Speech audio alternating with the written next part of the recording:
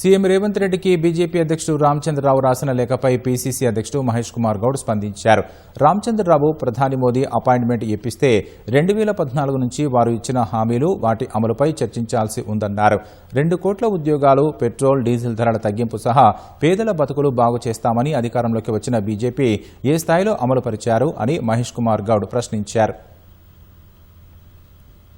మిత్రులు రామచంద్రరావు గారిని విజ్ఞప్తి చేస్తా ఉన్నా, మేమొచ్చి తెలంగాణలో అధికారంలోకి వచ్చి 2.5 సంవత్సరాలే అయ్యింది. మీరు కేంద్రంలో అధికారంలోకి వచ్చి 12.5 సంవత్సరాలు అయింది. ఆనాడు మీరు ఇచ్చిన వాగ్దానాలు 2 కోట్ల ఉద్యోగాలు, బ్యాంకు ఖాతాల్లో 15 లక్షల జమ, పెట్రోల్ డీజిల్ ధరల తగ్గింపు, పేదవాడి జీవితాలు బాగు చేస్తాం, ఎన్నెన్నో మాటలు చెప్పి అధికారంలోకి వచ్చారు. అవేవి ఇప్పటివరకు నెరవేరలే.